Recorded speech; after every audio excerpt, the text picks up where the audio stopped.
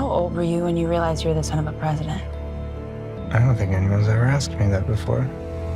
In my characterization of John, I found him to be very much, he's just like an everyman. He just wanted to be a guy.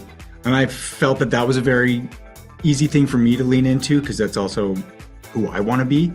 Just caring, compassionate, friendly, putting others before him.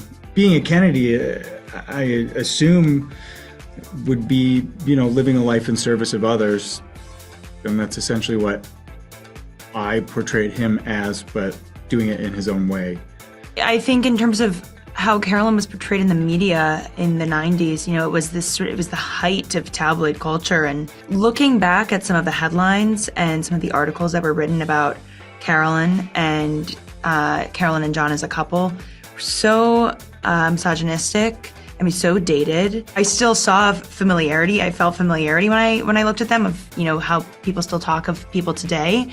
But I think she was becoming familiar with how the tabloids talked about her. There was this narrative that they wanted to stick to, generally.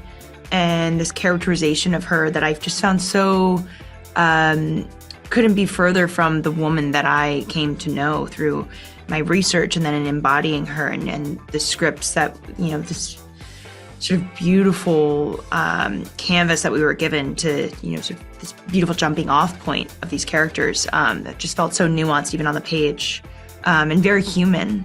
They just really felt like real people in this script, which I think sometimes we can look back, especially at history, and see these as like iconic figures in very, a very two-dimensional way. At the end of the day, they were two people that were very much in love with each other.